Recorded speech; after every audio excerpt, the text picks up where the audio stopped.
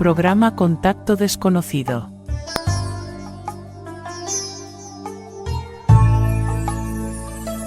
Tema Medio Oriente Misterioso.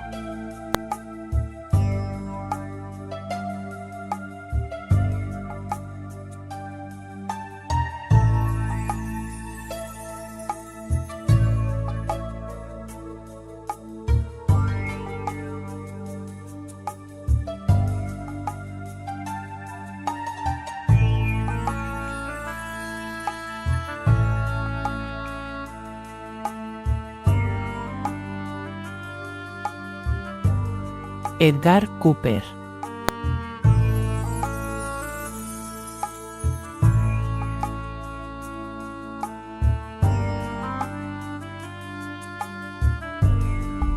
Entrevista.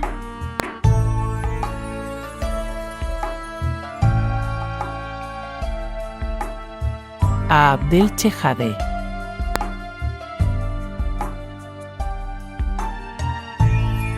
Con los 1001 secretos del añejo mundo arábigo.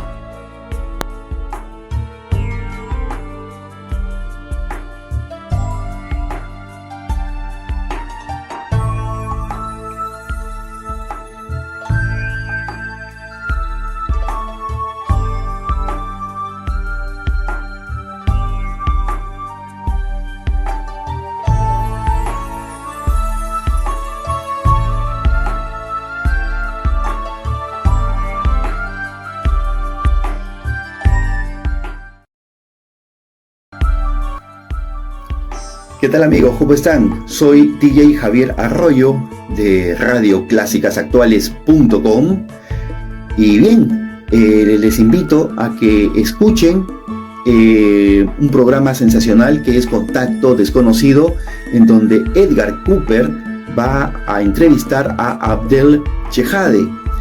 Los invito para que escuchen o vean también el programa porque va a estar buenísimo. Y se trata sobre la temática del misterio Oriente y Palestina. Miren el especial, miren esta experiencia que estará espeluznante. Hola amigos, ¿cómo me lo están?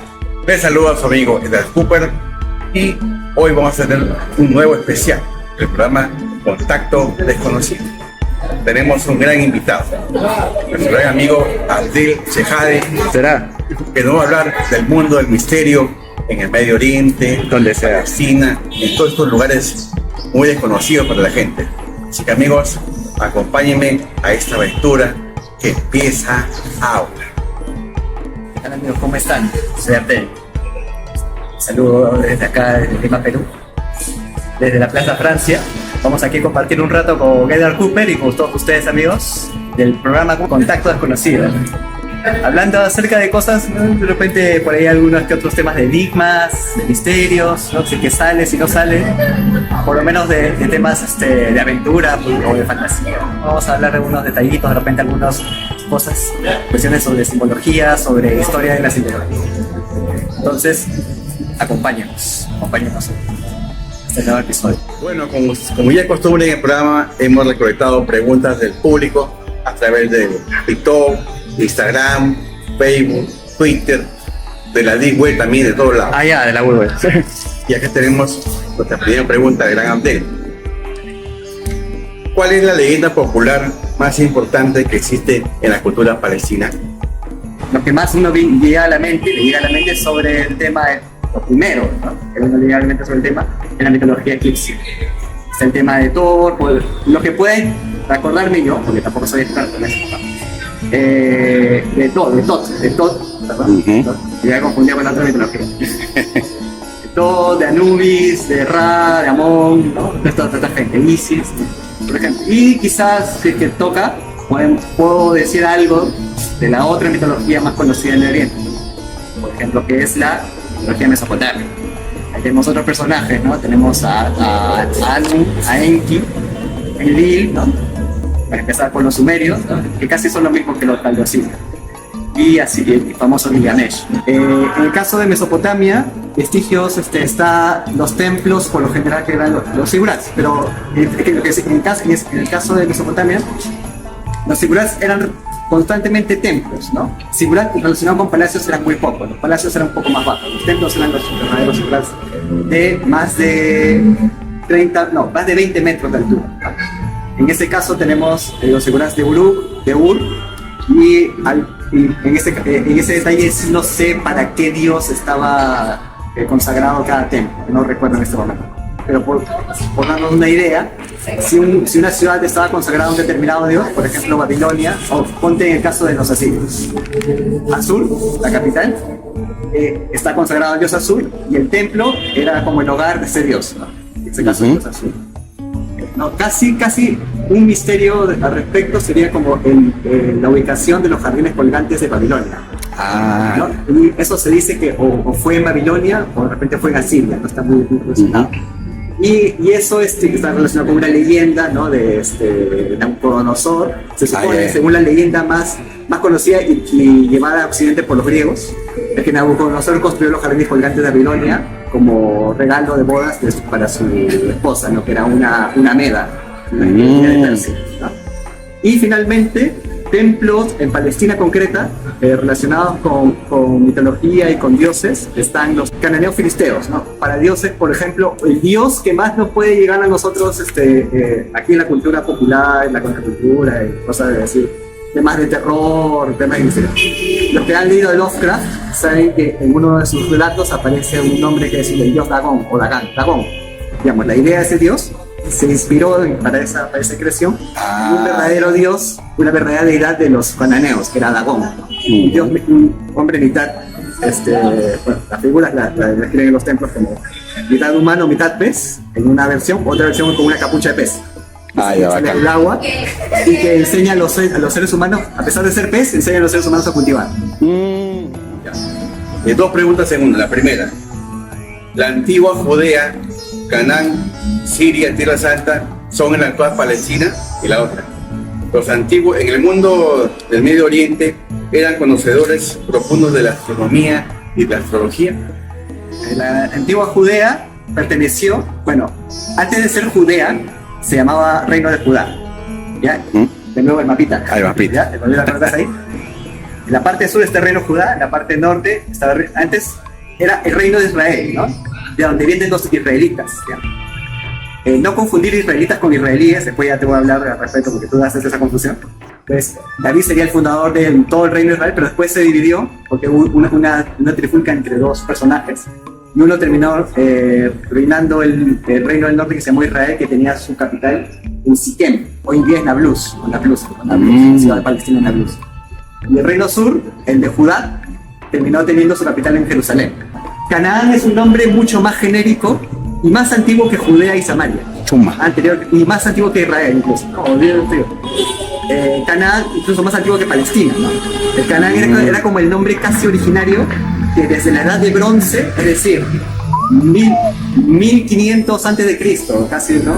Incluso un poco más, ¿no? Entonces, un montón de años, más de 3000 años, se le dio a toda la zona porque ahí habitaban los cananeos. Los cananeos son como el sustrato étnico, hasta genético, ¿verdad? De toda la gente que descendemos de esa zona, que vivimos en esa zona, que viven en esa zona. O sea, básicamente son el pueblo que originó a los palestinos, a los afganeses, hasta a los judíos, digamos.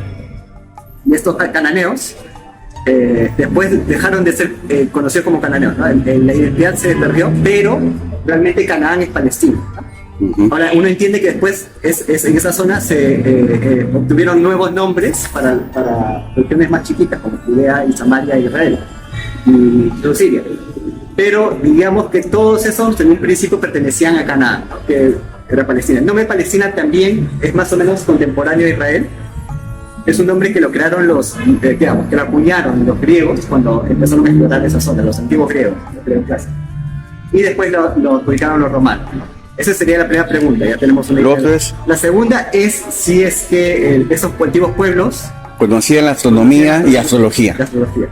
Conocían la astronomía de manera, digamos, como añadidura, o nosotros damos a entender, ¿no? por los registros escritos, científicos, ¿no?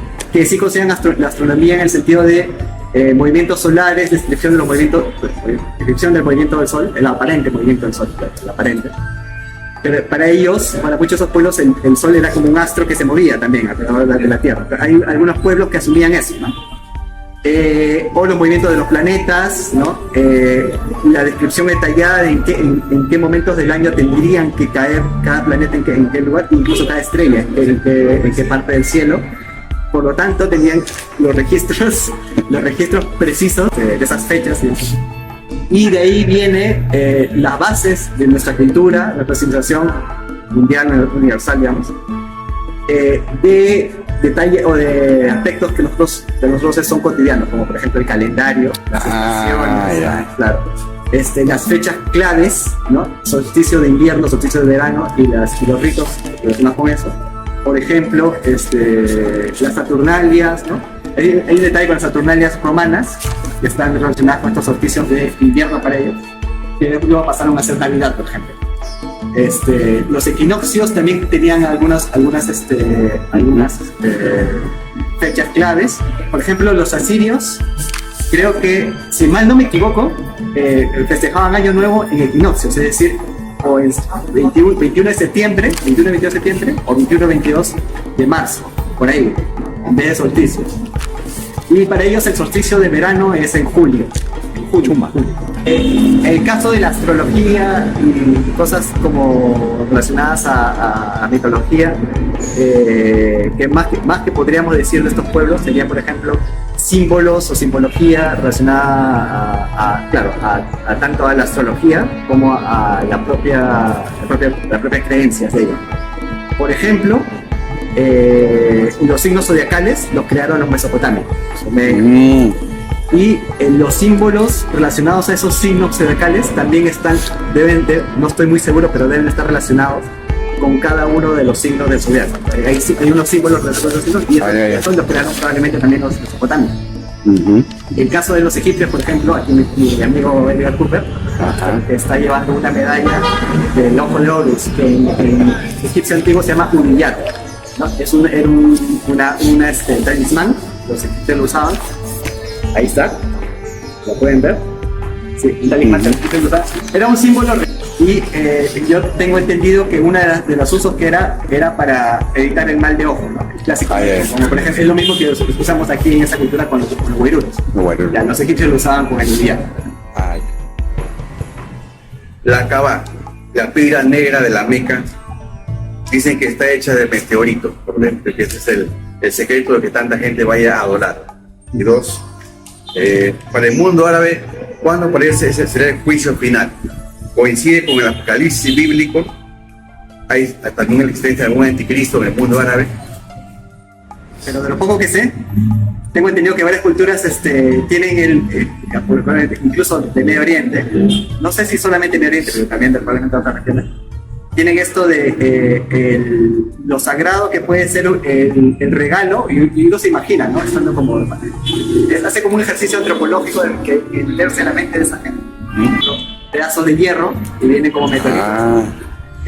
Uno ve, los descubre y casi como que para la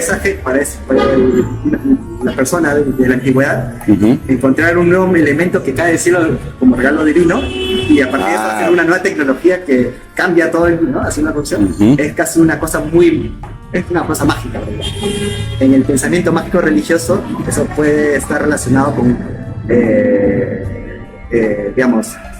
cosas muy profundas como la cosmogonía, como cómo se crea el universo, ¿no? Pero la gente adora esa piedra, claro, ¿no? Esto estamos hablando de creencias como mágico-religiosas que incluso están al margen de la racionalidad, ¿no? Una cosa es el origen de la filosofía y otra cosa es el origen de estos pensamientos mágico-religiosos. En algunos puntos en la antigüedad se tocan, pero eso no quiere decir, ¿no? En mi opinión sobre todo, que el concepto de los conceptos de estos de acá sean los mismos que estos. Pueden tratar de cosas similares, pero no tienen que ver. Una cosa es la racionalidad y otra cosa es las creencias mágico-religiosas. Y dentro de esas creencias mágico-religiosas están el tema de los equilibrios, de la tecnología y los regalos de Dios. Y además, hay el detalle que hay costumbre entre algunos tengo entendido que algunos musulmanes, algunas regiones de Medio Oriente, quizás en Irak, ¿no? En que algunos pedazos de tierra, ¿no? Que lo huelen, lo compactan y lo huelen una especie de pancito de arcilla. Pedazos de piedras de determinadas sepulturas, ¿no? De santorales, no hay un equivalente de santo cristiano a santo musulmán, por ejemplo, ¿no? Pero personajes más o menos venerables. Ahora el asunto sobre el juicio final. El juicio final. O anticristo. Y el anticristo. En el Islam sí hay juicio final. Chuma. Hay resurrección. Tienen nombres, cada uno de estos conceptos tiene un nombre particulares en árabe. En el juicio final no recuerdo muy bien. Pero sí, o sea, hay tengo entendido que los que resucitan, en este caso resucita toda la humanidad para los musulmanes, y la gente resucitada, incluso los cuerpos mismos ellos, en la creencia islámica, de todos, cuando hablo islámica no solo me refiero a sunitas, sino sunitas, chinitas, arabíes, macaríes, todas las ramas del Islam. Indican ellos que el propio cuerpo, el propio ser humano va a testificar por todo lo que ha hecho frente a la divinidad. Es como ese juicio, no sé si hay un equivalente en el cristianismo, pero lo que se me viene a la mente... Frente a San Pedro. Puede ser, por ejemplo, pero lo que se me viene en el catolicismo, ¿no? Pero lo que se me viene a la mente siempre es como el juicio de los egipcios, ¿no? La pluma con el corazón del juzgado, ¿no? Que hace Tot, el dios Tot. El dios Tot, ¿no? Claro, ese juicio frente a la divinidad, ¿no? Para compensar tu... Me parece algo similar con el cristianismo, o algo análogo en todo caso, si puedo decir. El cristianismo con el islam, ¿no? Que incluso no solo es tu boca, sino casi tu cuerpo el que también se manifiesta ahí. Y además de eso, también hay un detalle de el anticristo, el equivalente de anticristo en el Islam, ¿no? Tengo entendido que hay dos personajes en el Islam, que vienen antes del juicio o en el juicio, ahí sí no me agarras. Uno de ellos es el falso, que es equivalente casi con el cristianismo, son falso profeta. El falso Mesías. Falso. La palabra Mesías es una palabra de raíz semítica, que tiene un equivalente en hebreo y en árabe. Mesías viene de Masías. Mesías es una raíz bien semítica. Y Masías significa ungido, pero también una traducción literal. No sé si le gusta aquí a mi amigo Edgar. Masajeado. Ungido es masajeado. Pues, ungido. Claro, con aceite. Y de ahí viene la palabra masaje en español, por cierto. Este falso Mesías, volviendo al falso Mesías, creo que va a traer un mensaje falso, igual que el cristianismo. O sea, es muy equivalente. No sé mucho de eso, pero les puedo indicar que también los musulmanes tienen un falso Mesías. Y ahora, el tema de, por ejemplo, el cristianismo, el anticristo, que sea equivalente a falso Mesías, no estoy muy seguro. La palabra Cristo es una palabra de origen griego. Los musulmanes no creen en Cristo, creen en Jesús como un profeta, pero no tienen el concepto del Jesucristo, que es el Dios encarnado que viene a limpiar nuestros pecados. Para ellos es un profeta que viene a traer el mensaje del Islam. O sea, que para los musulmanes Jesús fue musulmán, porque no lo saben. Y para los musulmanes Jesús nunca murió en la cruz, nunca fue sacrificado, sino que fue levantado al cielo directamente, y otra persona, según ellos, fue la crucificada y no Jesús. Entonces para ellos radicalmente es negar el primer dogma, casi el dogma más principal que tenemos, que es el Cristo, o el Dios hecho carne, que viene a hacer el cordero que va a sacrificarse acá. Ellos no. Ellos tampoco lo adjudican como si fuese un Dios encarnado, ¿no? Para ellos es un ser humano. Y este Jesús va a bajar precisamente para los musulmanes, antes del día del juicio, a enfrentarse con el falso Mesías. Pero ellos no le dicen Cristo, porque Cristo es precisamente el concepto de el Dios encarnado, ¿no? Va a ser una batalla tipo Street Fighter. Al final les voy a decir un detallito del tema de la palabra Armagedón. Apocalipsis también. Y también hay un segundo personaje que les decía, que es el personaje del falso Mesías, Ujú. Un personaje equivalente al anticristo, ahí está. Un anticristo musulmán, pero no le dicen anticristo. Un Damián, con un Damián. Un Damián, un demonio así venido. Ellos creo que le dicen Dayal. ¿Ya? Ah, Ahora, puede que me equivoque y los dos personajes sean uno solo. ¿Ya? Finalmente, algo relacionado con Medio Oriente, pero no con Islam, respecto al tema, al nombre, sobre todo Armagedón. Armagedón. Apocalipsis, bueno, antes quería decirles el tema de que Apocalipsis significa en griego, o tiene un significado de una palabra griega, ¿no? Es como el última batalla, bueno, no sé, no estoy muy seguro. Pero sí sé que es Armagedón, ¿no? Ujú. Es la batalla en Megido, ¿no? O el último encuentro en Megido. ¿Y qué era Megido? Megido era una antigua ciudad de Canaán. Justamente a Megido fue donde viajó Judenha en la profecía 1, ¿te acuerdas? A ver el muro de Gigael.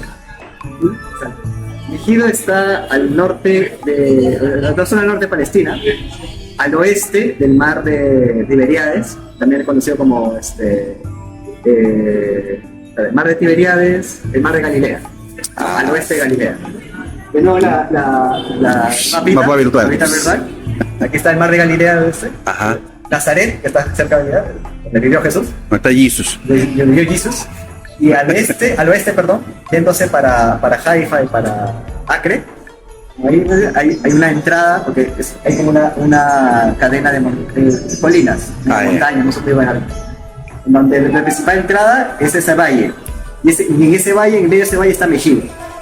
Una antigua ciudad importante de los cananeos, de los primeros cananeos del inicio de la edad de bronce, incluso de la edad de cobre.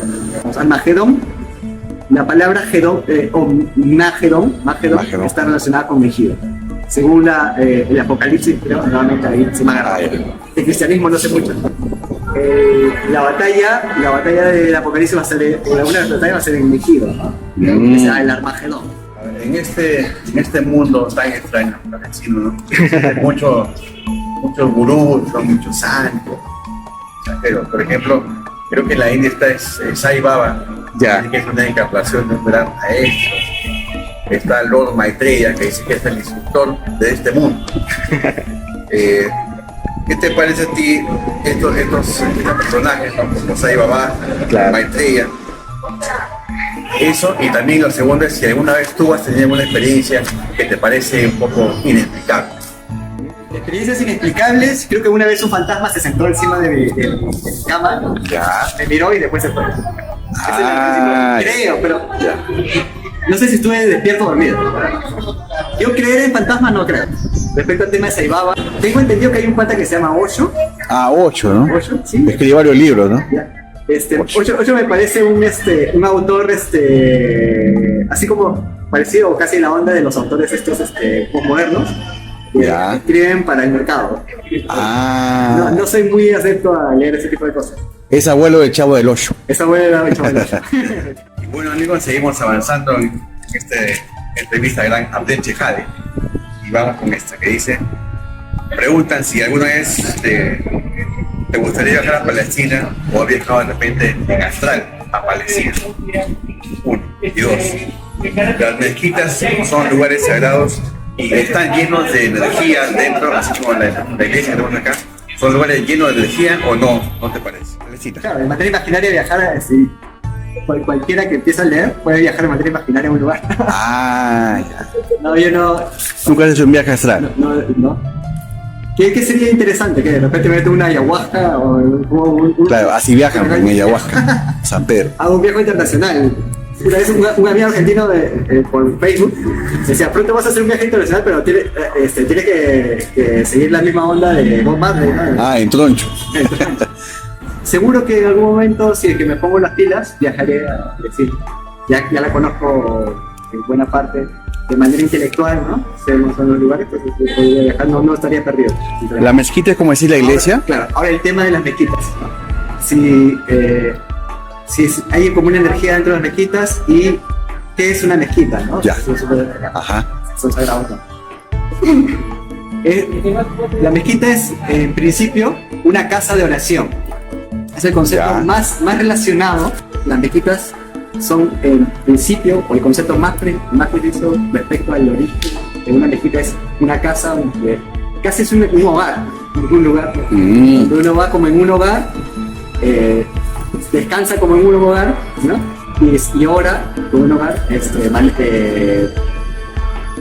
digamos, el entorno, el espacio está pensado para que en ese hogar uno se dedique a orar y a adquirir conocimiento respecto de la divinidad o de la religión.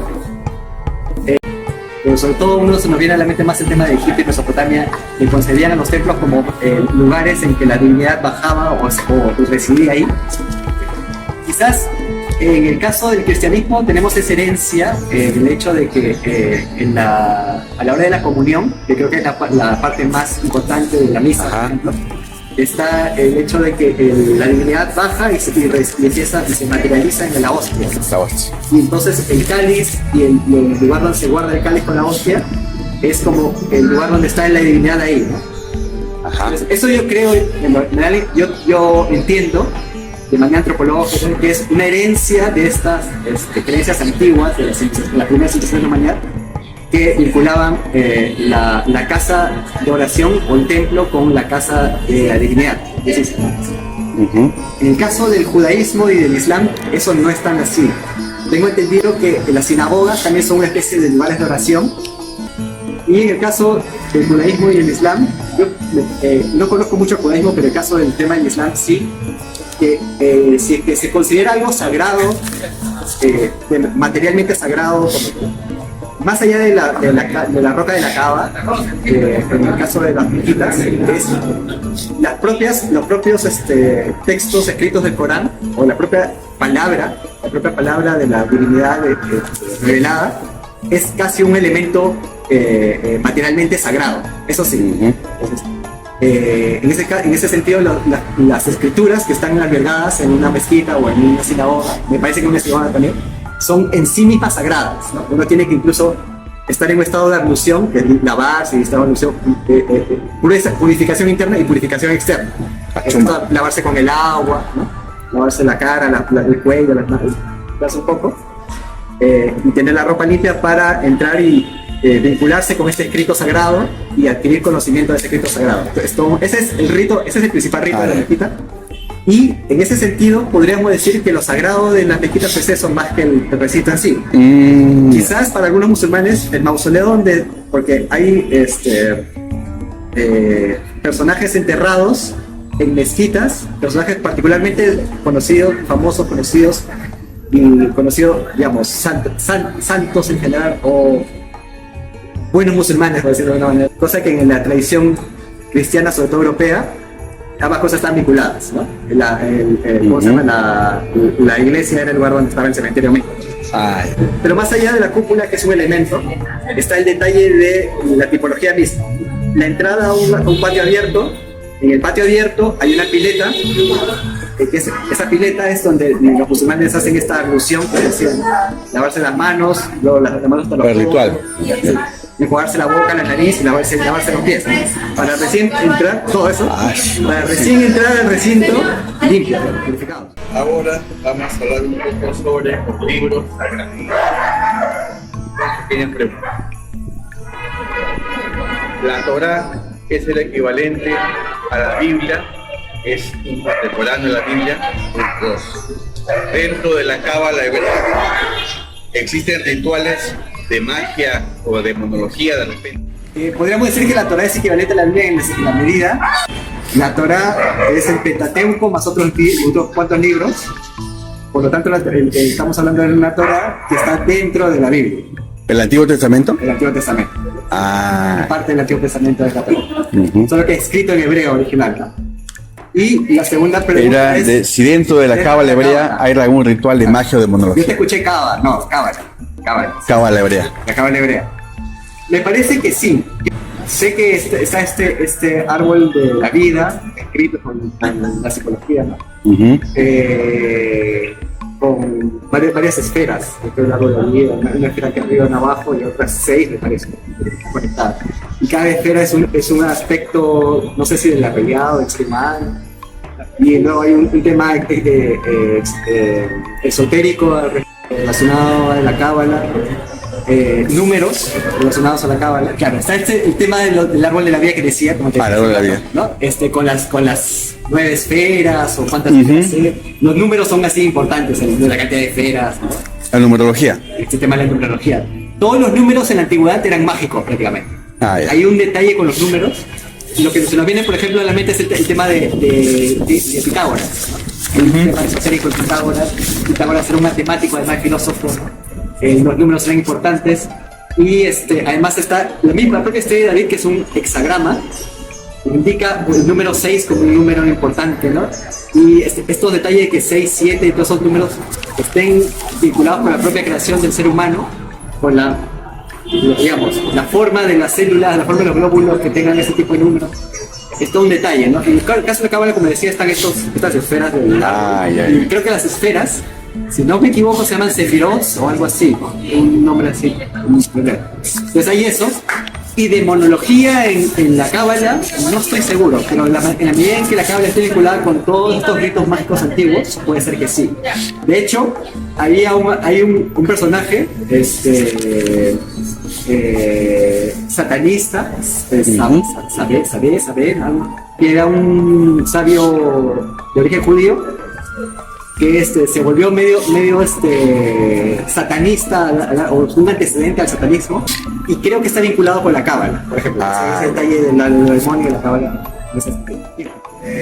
La figura de Mahoma, para que vamos ahora, ¿no? Se dice que Mahoma, a diferencia de Jesús, no hizo ningún milagro y decía ser un pecador, ¿no? ¿Por qué Mahoma se considera tan sagrado si era un pecador y no hizo ningún milagro, a diferencia de uno y dos? En Palestina existen hechiceros, así como acá en Perú los brujos, ¿no? Brujos negros, brujos blancos. Ahí también es en Palestina. A Jesús también se le consideró pecador en su momento por parte de Sanedrín, ¿no? Vinculado por las prostitutas. María Magdalena. Es un detalle. Los católicos han inventado el hecho de que María Magdalena era prostituta, y si no era, ¿dónde está el registro histórico que dice que María Magdalena era prostituta? ¿No? Pero está vinculado con gente digamos, clases bajas, ¿no? Gente despreciable, con pecadores, que era pecado. Entonces hay como contextos dentro de los cuales se considera ciertas cosas pecado y ciertas cosas no. Ahora, que Mahoma no tenía ningún poder como un hombre normal. ¿Jesús realmente tenía milagros, hacía milagros? ¿Dónde está el registro? Supuestamente. Mahoma supuestamente no hacía milagros. Ya, o sea, en ese orden de ideas, podemos suponer que Jesús hacía milagros, que Mahoma no los hacía. Y si era al revés, y Jesús no hacía milagros y Mahoma sí. Lo que pasa es que ¿qué podríamos considerar milagros dentro de lo que podemos entender hoy en la modernidad a Mahoma y en su propio contexto, ¿no? En las comunidades musulmanas, tanto antiguas como actuales, ¿qué le atribuyen como milagro a Mahoma, no?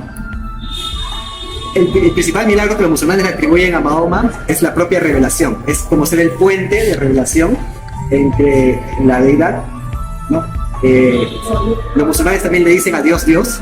Lo que pasa es que la palabra Alá es el término como se traduce al árabe Dios. Es la diferencia, por ejemplo, God es Dios, es Dios en inglés. Dios es Dios, Dios en español. Y Dios en árabe, ¿cómo se dice? Alá. ¡Hala! De hecho, los cristianos árabes, mi familia es cristiana árabe, o palestina, árabe palestina, le decimos también a Dios Alá, porque hablamos árabe. No, pero a Mahoma se le presentó el arcángel Gabriel, ¿no? El arcángel Gabriel, y el arcángel Gabriel era como el puente también de transmisión del mensaje divino a Mahoma, y Mahoma ¿cómo se llama? Al resto de la humanidad. ¿Qué mensaje divino es este? El Corán mismo. Se dice que el Corán está increado para los musulmanes, que siempre ha existido, ¿no? Es eterno, y que solamente Mahoma es como una traducción, es como el puente, digamos, es como un medium, digamos, ¿no? A través del cual de su lengua decía la revelación misma. Entonces, ese detalle de la palabra, por eso la palabra es sagrada en los musulmanes, por eso el Corán, tienes que ir al Corán, tienes que limpiarte, porque el Corán mismo, la palabra es el verbo, ¿no? El verbo hecho carne, Cristo, digamos. El caso en muchas de estas religiones abrámicas, probablemente las culturas semíticas, raíz con el idioma semita, tengan a la palabra misma como un símbolo muy sagrado, muy mágico, ¿no? Entonces, el milagro de Mahoma era la palabra de Mahoma, el Corán. Ese es el principal milagro. En una noche, él, uno Arcángel Gabriel vino y le trajo una bestia muy, que era muy andrógina, una especie de mula, caballo medio andrógina, que no tenía sexo, la que no tenía género, que era como mágica, digamos, venía del cielo.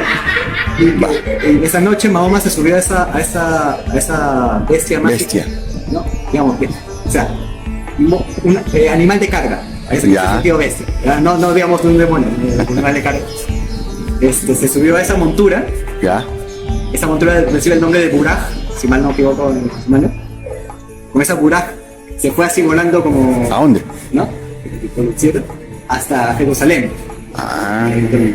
Llegó a Jerusalén, se postró ahí, no sé qué cosa, y de Jerusalén hubo un puente hacia el séptimo cielo, donde fue y se encontró con sus patas. Con un puente así como el de Thor, ese Thor, un puente del arcoiris.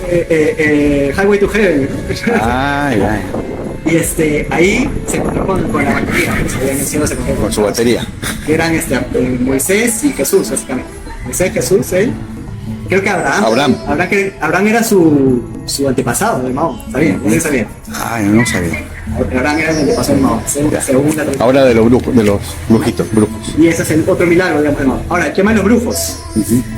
Si hablamos de Palestina, en Palestina hay una diversidad, los palestinos somos una diversidad de comunidades que conformamos un solo pueblo, que es el pueblo palestino, que está integrado como pueblo dentro de la comunidad de pueblos árabes.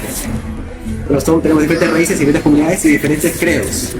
Hay palestinos cristianos, palestinos musulmanes, palestinos samaritanos, y particularmente para los musulmanes, digamos, si están preguntando por Palestina, para los musulmanes palestinos, en general, eso se puede extender para todos los musulmanes.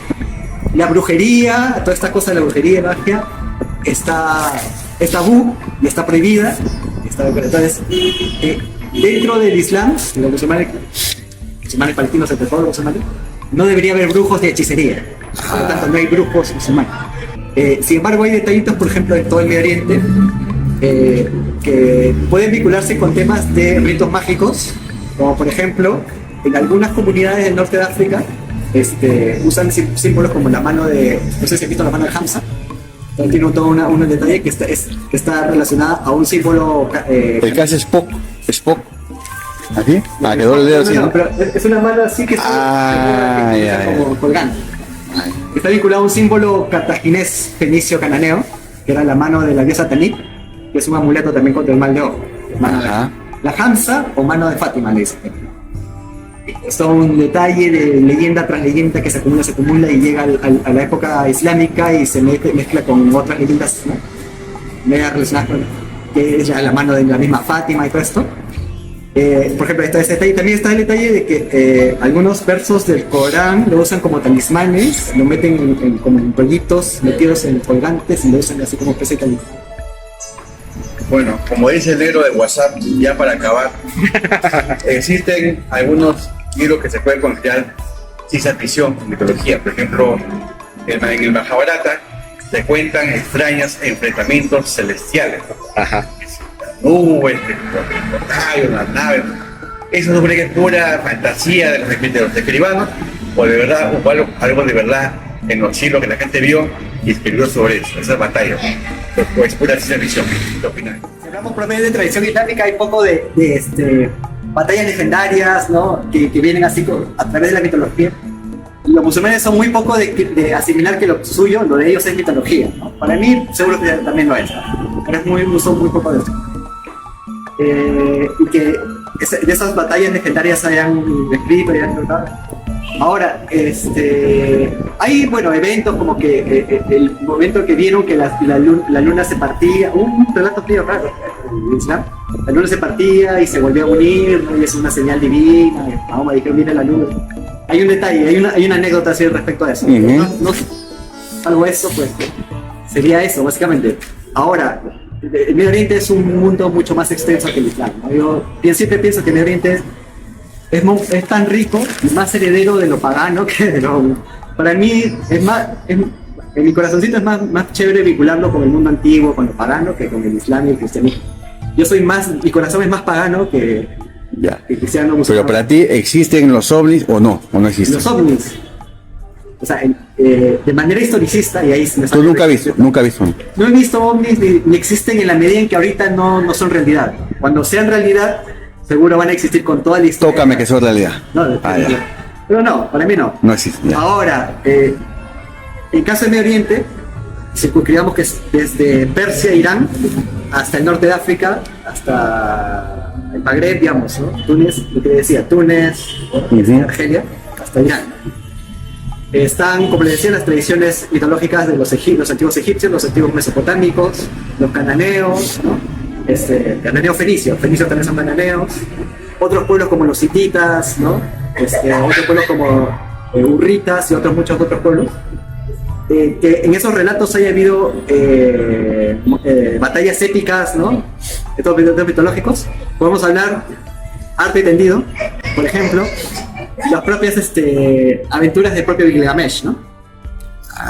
Gilgamesh, el constructor el constructor legendario de las murallas de Ur. ¿No?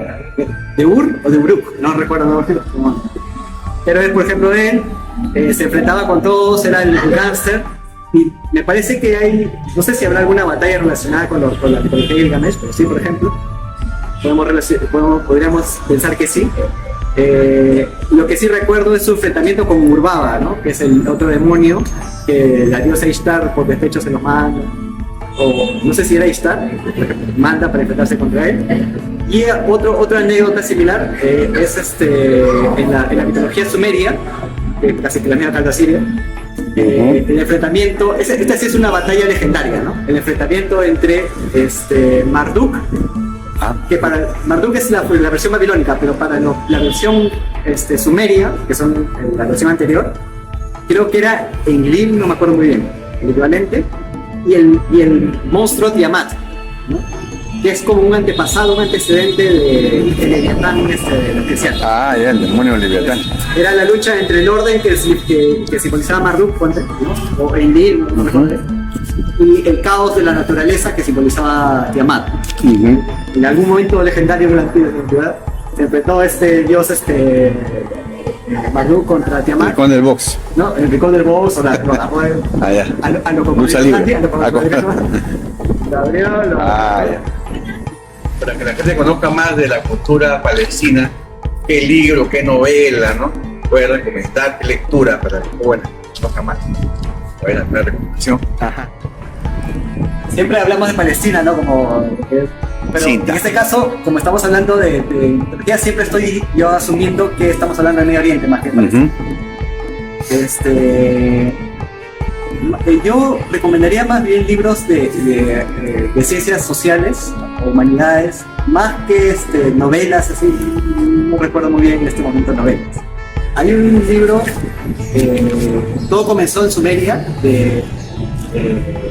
no me acuerdo el nombre del autor. Ya, así se llama el libro. Sí, algo así como todo comenzó en Sumeria. Y ahí creo que hay otro libro que se llama Ur de los Caldeos. Son como compilaciones de descubrimientos arqueológicos y de generar conocimiento histórico de la zona. Y seguro que en eso también aparece datos de las creencias propias del lugar y datos de la mitología propia del lugar. Y también hay algunos tratados sobre estudios en general, me parece, sobre el propio poema de Gilgamesh, por ejemplo. Chévere. No sé si sobre mitología egipcia se me vengan nombres ahorita de autores o de estudios, pero seguro que hay. Y para finalizar, sobre el tema de Gilgamesh, por ejemplo, ahí pueden encontrar el propio poema, pero también estudios sobre el propio poema de Gilgamesh. Ya. ¿Algún saludo que quiera mandar un saludo para acabar? Bueno, saludo. Finalmente, agradezco a ustedes, amigos de Contactos Desconocidos, Misterios y Contactos Desconocidos, por esta oportunidad para poder compartir un rato aquí con Cooper y con ustedes. Saludo a todos, gracias y nos veremos en otra oportunidad. Chévere, gracias.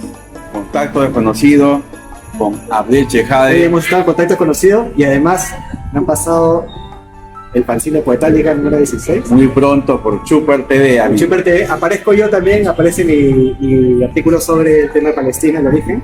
Van a ser cuatro entregas. La primera, está acá, ¿no?